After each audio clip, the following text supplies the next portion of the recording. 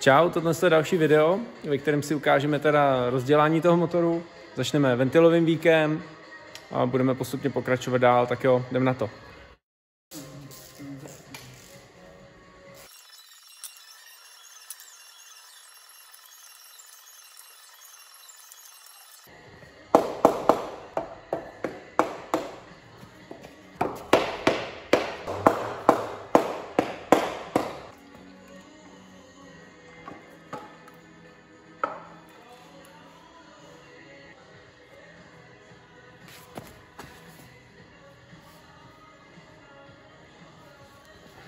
Sundali jsme ventilový víko. Motor je samozřejmě původní. Do toho nebylo hrábnuto. Dívejte, ta špína v tom. Olej asi taky nebyl úplně často měněný, i když jako bývá to kolikrát horší. No, spíš tady se drží hrozně usazeniny v těch záhlubních a prohybech. Je tady hodně takových kapes. No, řídel vypadají v pohodě. Nějaký drobný opotřebení tam je, ale nic závažného, nic zásadního. Co se týče rozvodu, tak ty budou 100% starý, na ty se podíváme za chvíličku, až začneme rozdělávat tady časování. Takže dáme si motor do základní polohy, což znamená klikový hřídel na OT, tady na risku, vačkové hřídele na přípravek, aby vlastně seděl přípravek do z těch dírek dvou. Pro kontrolu uvidíme i tady zářezy do vaček, do vačkových řídelů. A uvidíme, jak moc budou vytahaný rozvody. Za mě to bude zase celý rozhašený.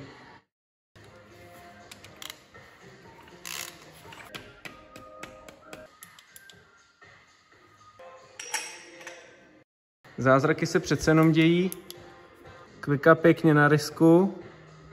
A kontrolní přípravek nám na obě vačkových řídel sedí, což je docela nevídaný. Většinou je na jedné nebo na druhé straně nazvednutý.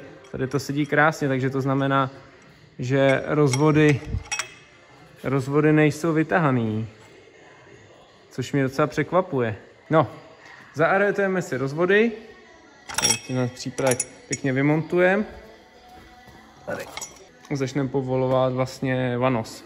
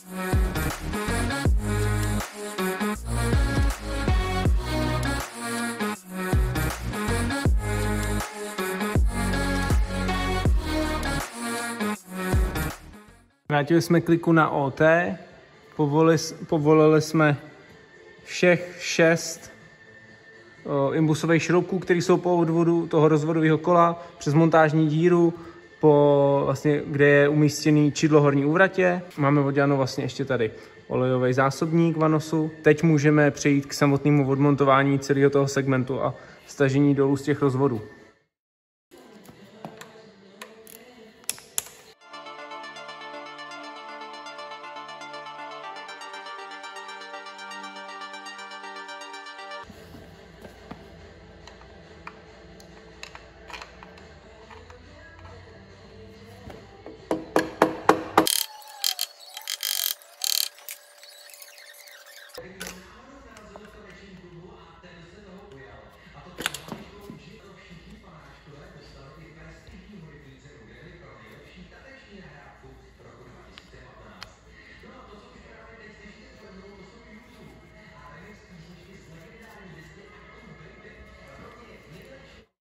Tak a nějak to vypadá vlastně, když to je bez toho vanosu. Tady je důležitý u výfukového, u rozvodového kola na výfukové straně je důležitý dávat pozor na ten železný nebo na ten kovaný segment, na ten kovový segment pro náhon olejového čerpadla, který vytváří tlak v celém tom vanosovém systému. Jo? Tam se může jednoduše stát, protože to tam je pouze nasunutý, tak při stahování celého toho vanosu se může stát, že vám to zapadne prostě dolů a budete to hledat až někde prostě tamhle dole, jo? Takže na to bacha.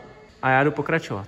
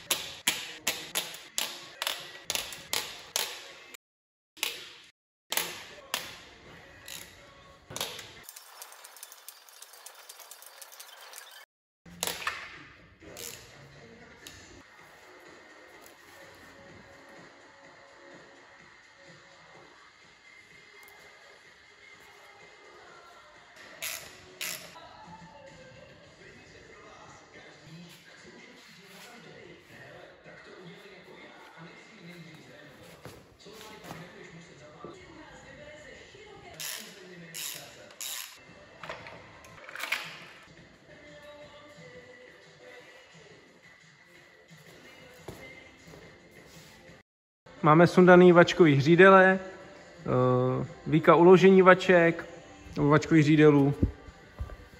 Jak to vypadá po demontáži.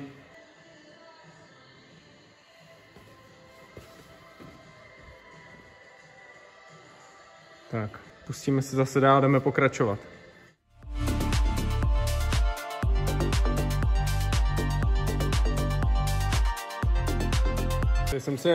Popsal jsem si podložky, které jsou vlastně na těch zdvihátkách, ne z důvodu toho, že bych je tam znova vracel, ale abych věděl, kde byly, na kterém místě, aby se mi pak líp dopočítávala ventilová vůle.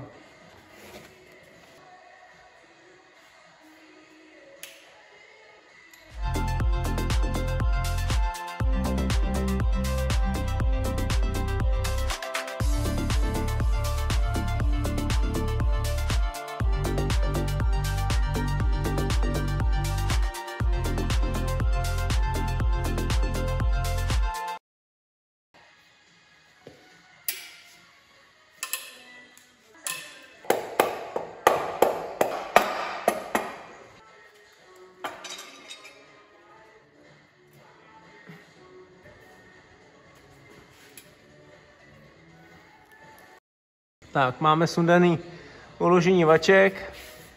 Zůstává nám jenom hlava se šteftama na motoru. Pěkně teď jsou vidět krásně ventily. No, ta hlava je koncipována tak, že je vlastně složená z dvou částí.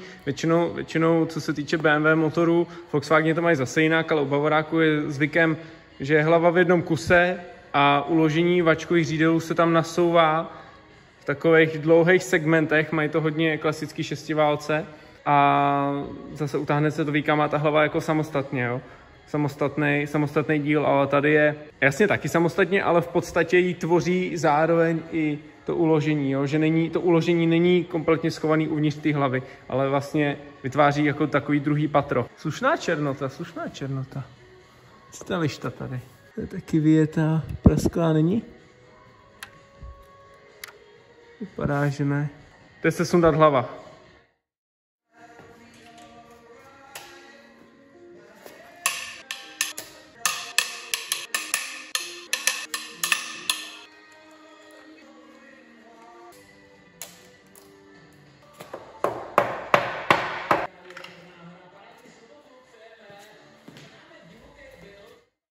Takže přátelé, sundal jsem hlavu, těsnění zůstalo nalepený na ní teda, což je docela fajn, protože mi to odhalilo krásně, kde byl problém a byl přesně tam, kde jsem říkal, že je ta největší pravděpodobnost, takže na 6. válci. Ono tam byl problém 6., 5., 1. a 2. možná taky vypadá, jo, ono tak nějak to bylo to, ale ten 6. je na tom zdaleka nejhůř, tam je viditelný, tam je krásně vidět. Jo, mezi válcema to propálený nebylo, což je super, že se nezatěžoval blok ani písty, blok stejně půjde na srovnání, tak to je jedno, ale tady je krásně vidět, kde mu to fučelo z válce do vody. Tady je ten problém, jo. Vyrezlý těsnění, ten motor určitě 100%, než ho dali do auta, tak někde musel dlouho ležet. Vypadá to, že tak já nevím, jako určitě rok někde ležel a podle mě v něm nebyla voda. A to je základ problému. A je to úplně stejný problém, jako jsem měl já na svém motoru, který je teďko tamhle v krabicích. Jo, prostě to je ten stejný motor a je to přesně ten stejný problém, že ten motor někde ležel dlouho.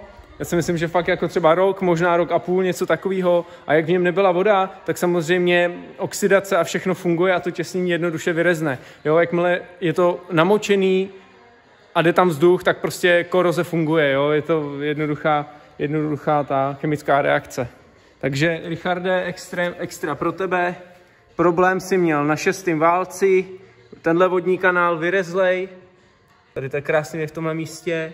Potom válec číslo 5 je taky takovej nějaký nemastný, neslaný, ale tam bych problém viděl až za další dobu, když by to auto ještě jezdilo. A válec číslo 1, tam taky asi něco už bylo, ale nebylo vidět nic na kamerce, nicméně tohle je přesně na té straně, když tu hlavu vezmete a překlopíte ji zpátky, tak v tomhle místě, jestli si pamatujete, tak jsme viděli kapičku vody, bylo to myslím, že v těchto místech někde. Blok, ten jdeme zčeknout teďko spolu, tam problém žádnej nevidím, to ještě zčeknu pak za kamerou, radši pořádně. No půjde stejně na srovnání, to je jedno, ten motor je na celkovou generálku, to nedává smysl, aby se tady dělalo něco na půl. Jo. Písty nejsou oťukaný, nejsou potkaný, vizuálně v pohodě. Vizuálně vypadají v pohodě. Otázka, co až budu měřit tolerance a průměr těch pístů. Co se týče válců, když si vezmu světlo, posvítím dovnitř, no tak to nemá cenu řešit, no. Ty jsou vyleštěný totálně. No, to je prostě na rozebrání úplně. Tady málo, trošku málo tady něco je vidět, nějaký honování. Jo, ale jako to fakt se musím snažit, abych tam něco viděl. To absolutně tady nic není, to je prostě vyleštěný. Tady už je dokonce hladká plocha. Jo, tady v těchto místech, takhle. Tam je hladká plocha. To je špatně všechno, tam pak neulpívá olej, motor spotřebovává olej, špatně to maže, přidírá se to, je to na hovno, jo? Je to špatně. Co se týče horní úvratě, tak tam není jediná známka projetí od pístu, jo, je to pěkný, takže to bude stačit jenom obnovit honování, pokud tam ovalita válců nebude přes 500, nebo kolik tam je tolerance, teď si z hlavy nepamatuju. Viděl bych to hodně slibně, ale jak říkám, ten motor je na celkovou generálku, ale podle mě slušný základ. Věřím tomu, že klika, až ten motor otočíme, podíváme se ze spoda, že klika bude v pohodě, o nižší ložiska nevím, to je jedno, ale věřím, že čepy budou v pořádku a že jim snad nic nebude. Rozvody na výměnu, to nemá taky cenu. To je otázka času, než tyhle kolíky kovový, co jsou zašrubovaný do bloku, než rázama prasknou, rozpadnou se rozvody, přesně to se stalo mně na tamtom zase tom rozebraném motoru. No, to je úplně ten stejný příklad. Takže já si ten motor teďko otočím, vyleju z toho ten zbytek do nějaký nádoby, ještě sundám teda ten rezervoár, ten zásobník oleje pro vanos, sundáme vanu, sundáme olejové čerpadlo, podíváme se na jednotlivé ojnice, jak to vypadá a budeme postupovat dál.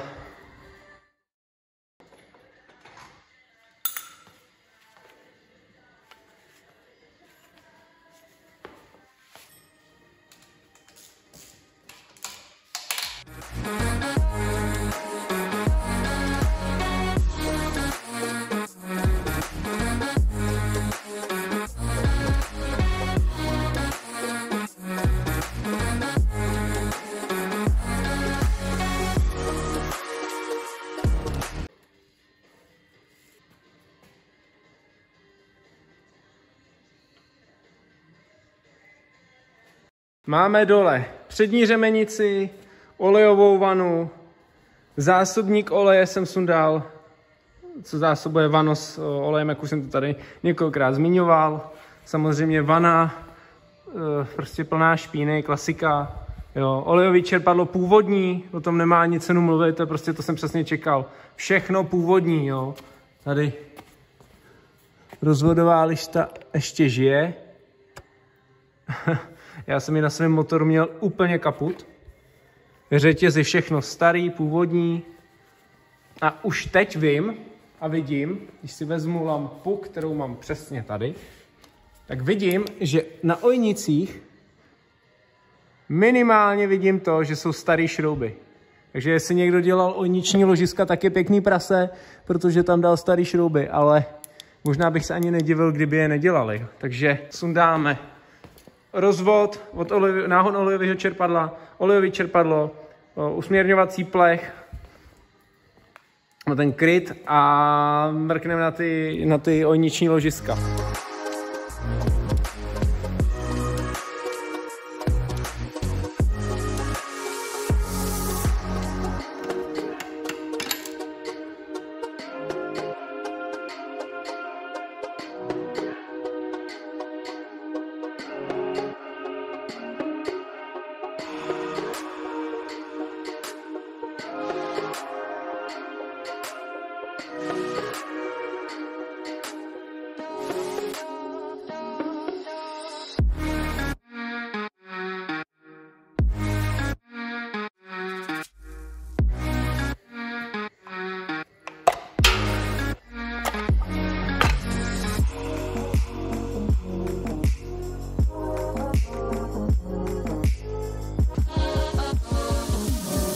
Stav rozvodu je očividný. Napínací lišta úplně projetá do sraček. Další lišty jsem ani nekoukal, ale tady ta už je značně spuchřelá. Vodící lišta ulomená není, takže to asi jako dobrý, ale stejně to je na výměnu. Rozvody jsem krásně sundal. Ty čepy všechny na tyhle ty pozor, ty měňte taky. Tyhle ty čepy všechny, co jsou nalisovaný nebo našrubovaný do bloku, měňte. Kor tyhle ty dva. Jo, tam prostě ten motor těma vibracema je uklepa časem. Jo, mně se stalo, že jsem měl tady ten čep prasklý a lišta mi tam takhle lítala a motor normálně běžel, ani byste to nepoznali na zvuku. Jo, ale pak se to uletí celý a rozvody kaput a motor potkanej. No, takhle jsem mi krásně vymontoval a všechno to je v totální smrti, takže to je na vyhození. Ta lišta je úplně mrtvá. Jediný, co bylo dobrý, jsou ty řetězy. Jdeme rozdělat ty ojniční ložiska. Bude zase loterie.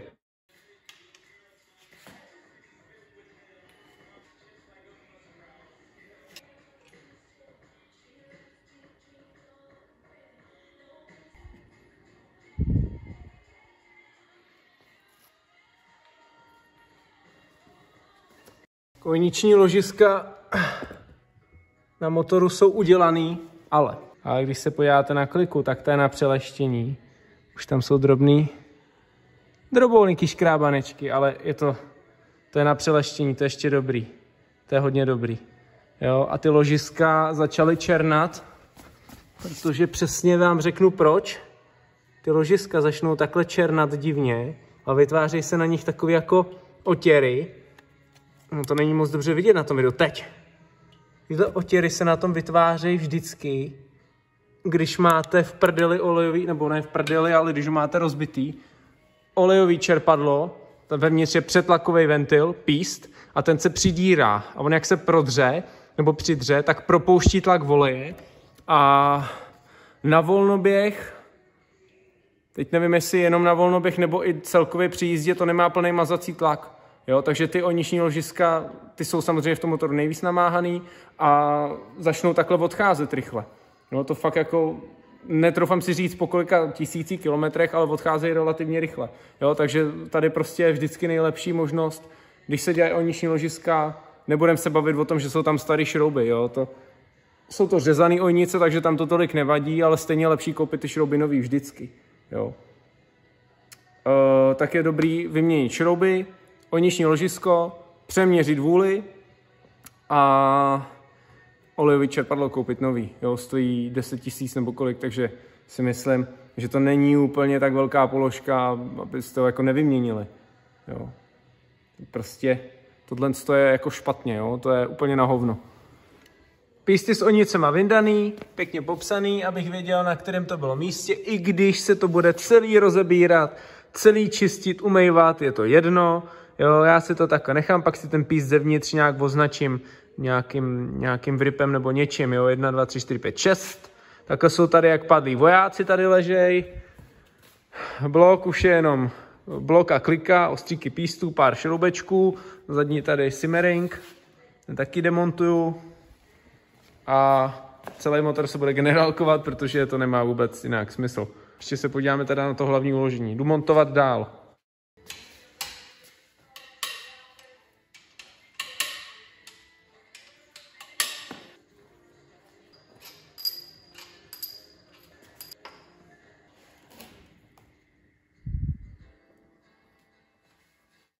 Víka uložení klikového řídele máme vyndaný 1, 2, 3, 4 až 7.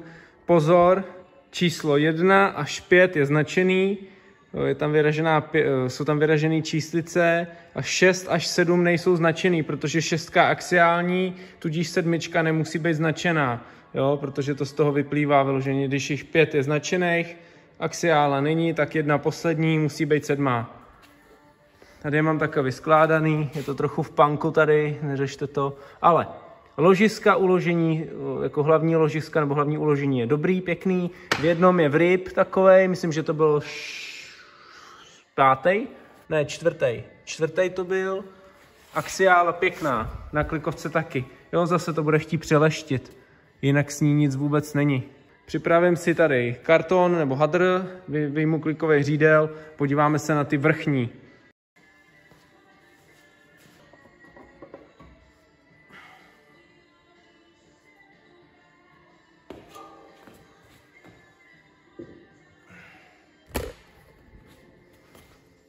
Ložiska jsou ukázkový. Ty jsou jak nový. 100% jsou původní. Takhle se dneska motory už nevyrábějí. I po tak dlouhé době, po tolika majitelích a ty lidi, jak se k tomu chovali, nebudeme se bavit vůbec o výměně olejů, jo, tak aby ty ložiska vypadaly takhle a klikový řídel tamhle v takovémhle stavu. Dneska se ty motory takhle nevyrábějí, ani náhodou. Tohle je úžasný.